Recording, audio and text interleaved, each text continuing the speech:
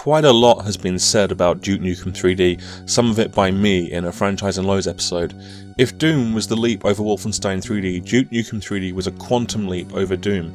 It retains the simplicity of play but ups the intensity with huge levels, packed with verticality, more aggressive enemies, a broad selection of outlandish weapons including the awesome pipe bombs, more exploration elements with craftily hidden and useful secrets, including full secret levels, giant bosses, ludicrous macho swagger, drugs, sex and guts.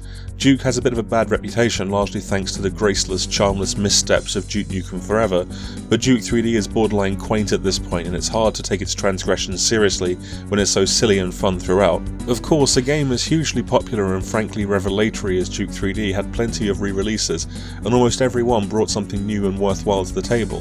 This video is intended to be a quick guide to what you'll find in each version of the game. Now, while I'm a big fan of Duke 3D and all retro first-person shooters, there are some super big fans out there who are incredibly knowledgeable of the game's engine and other technical differences, as well as a host of other changes between ports that I won't be covering. I'm mostly talking about gameplay additions brought to each version. This isn't going to be exhaustive. There's a typically excellent Digital Foundry retro video on Duke 3D that you can go to for that. With that in mind, let's take a look at the original. Released for DOS compatibles in January 1996, the original Duke came with 3 episodes, LA Meltdown, Lunar Apocalypse and Shrapnel City, for a total of 30 levels, including several hidden ones accessed by finding secret exits in select levels within each episode. You can pick any episode and play the levels in sequence from there. Each level leads relatively logically into the next one, but the player has to select the next episode from the menu upon finishing the previous one. For example, you can't carry your stuff over into Lunar Apocalypse once you beat the boss of LA Meltdown. Typical of the time, the first episode was released as shareware, and the full registered version provided you with the further 2 episodes, as well as including full versions of the side-scrolling Duke Nukem 1 and 2 as welcome bonuses.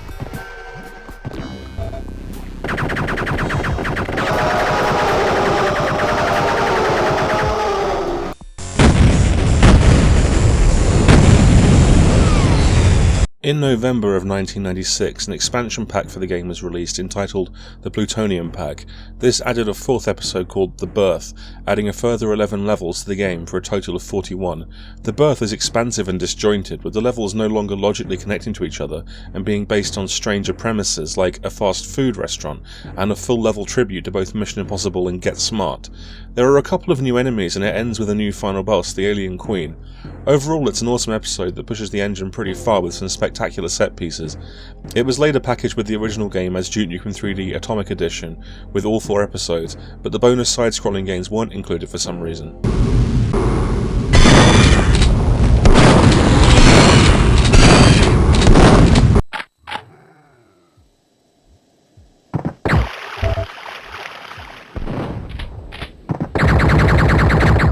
In 1997, Lobotomy Software ported the game to Sega Saturn, and they did a typically excellent job. It's cut down, most significantly in the way that some larger levels have been divided into 2, and the game is no longer divided into episodes, instead having the player go straight through from Hollywood Holocaust to Stadium in linear sequence. There are several secret levels missing, though a new one has been added towards the end of the game, a truly strange level called Urea 51 that needs to be seen to be believed. There are 30 levels in total, though again this accounts for the stages like Toxic Dump that were split into 2. Impressively, the whole game was remade in Lobotomy's Slave Driver engine, best known for the excellent Power Slave. There's new dynamic lighting, which looks nice, but I find the movement in this version of the game, while perfectly acceptable, has a bizarre tilt to it that's difficult to adjust to. Finally, this version also includes a hidden game, Death Tank Spy, which is an outstanding 7-player artillery game.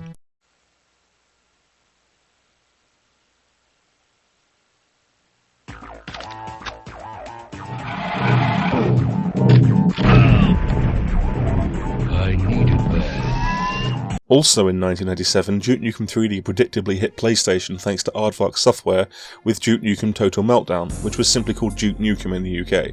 It's got the 3 episodes from the original version, plus an entirely new 7-level episode called Plug and Pray, for a total of 37 levels. The new episode features stages inspired by PlayStation games, most notably the first level, Nightmare Zone, which is based on Tomb Raider. The port is generally fine. At the time it was rather maligned for performance issues, but I found it quite playable. There are 3 control schemes, and the one named Doomed was the most intuitive for me, being based on the excellent PlayStation port of, well, Doom. It's a little bit grainy and it chugs sometimes, but that extra episode is top notch and well worth investigating.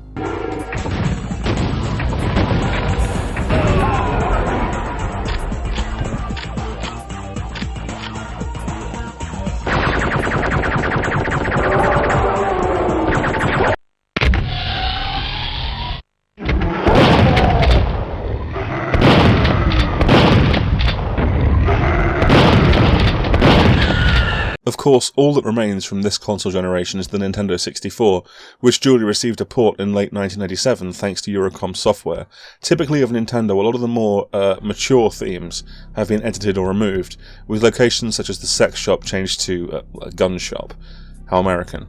Sound clips re-recorded to remove profanity, and the trapped babes, I used air quotes there, you couldn't see me, now able to be rescued rather than euthanized, which is a nice touch and I wish it was in the original game. The weapons have all been visually overhauled and several new ones added, such as a very fun grenade launcher and absurdly overpowered plasma cannon. There are also some true 3D graphics here, such as the explosions and the final boss, who is now a fully rendered polygonal model that looks a bit crap. Like the Saturn port, the levels aren't divided into episodes, so you play straight through the 30 included levels. While the fourth episode, The Birth, isn't included, there are a couple of stages from it as secret levels, and a couple of elements from that expansion are included in the main game. Generally, there are changes to some of the level design, some of which are significant enough that I believe this version is very much worth playing. While it isn't content complete, I'd play this over the Saturn or PS1 versions. It's worth mentioning at this point that hardcore Duke fans have made total conversion mods for Duke 3D that turn the PC game into versions of Total Meltdown and Duke 64 respectively, which provide the features of those ports while retaining mouse and keyboard support and modern resolutions, so realistically they're the best way to experience these versions of the game. 11 years later in 2008, Duke Nukem 3D saw the light once more on Xbox 360.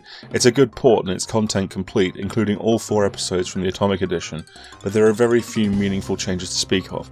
A couple of slight curiosities like only being able to arm one pipe bomb at a time, but not much else. The only major new feature is a rewind function, where upon death you can go back to any point prior to your expiring and play from there. This makes the game easier, but I think it's a welcome feature that's a strong replacement for constant save states, and I wish more retro re-releases would adopt it.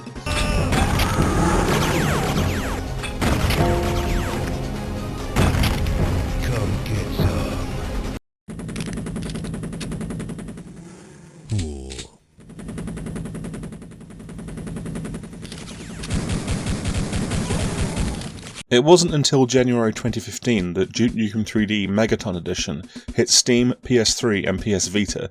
This was a very impressive version of the game, and to date, the most complete version to hit console. You get all 3 original episodes, the new episode from the Plutonium Pack, and 3 further expansions: Duke Caribbean, Life's a Beach, Duke Nuclear Winter and Duke It Out in DC, bringing the total number of levels to a massive 66. These expansions are authorised add-ons that were originally released back in December 1987.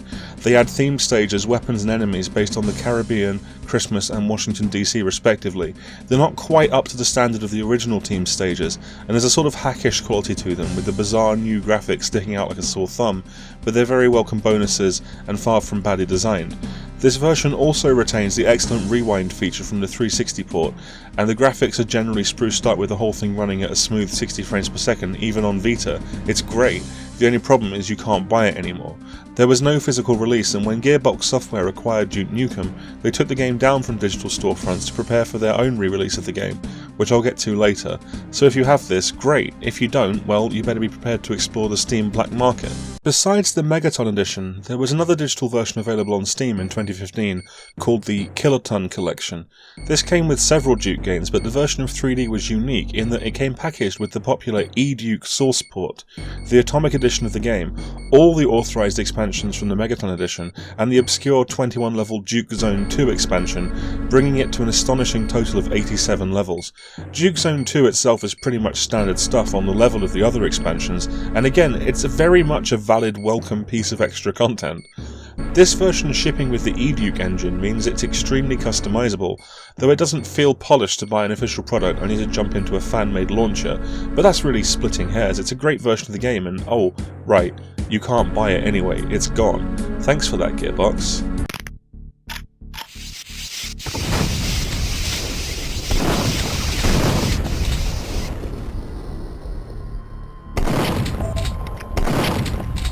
So, finally, we come to Duke Nukem 3D 20th Anniversary World Tour, released in late 2016 for Steam, PS4 and Xbox One.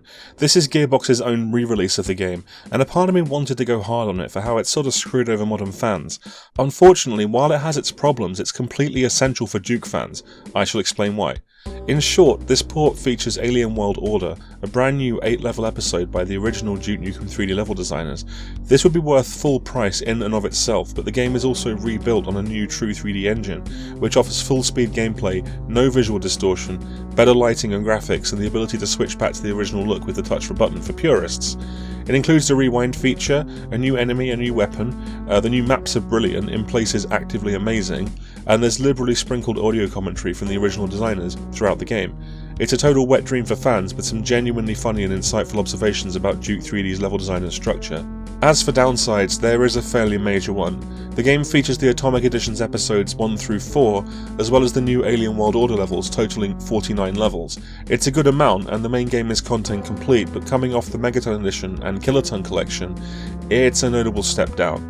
The authorised expansions are nowhere to be seen, and it galls a little that Megaton and Kiloton having been pulled means there's now no reasonable legal way to play those levels. However, it controls great, looks fantastic, and offers a very polished way to play Duke Nukem 3D on your modern console or PC. Industry politics aside, Gearbox hate aside, that fact can't be denied. So now it comes to the real question: which version should you play?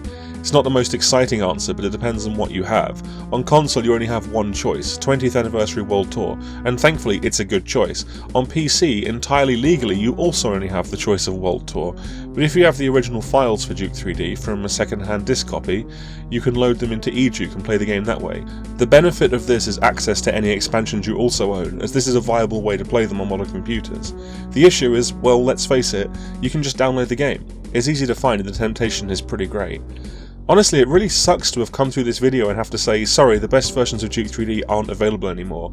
Either get onto key reseller markets, or buy World Tour. That's about your only options. World Tour's great, you'll have a ball, but I can't deny that the loss of the other releases stings a little bit. But as you can probably tell, I love Duke Nukem 3D, and I'm glad that I'm able to buy it at all, not to mention with brand new levels that really push the engine to its limits, thanks to modern processing power and excellent, intricate design by the original creators. That's pretty cool. I'm Stuart Jib, thanks for watching.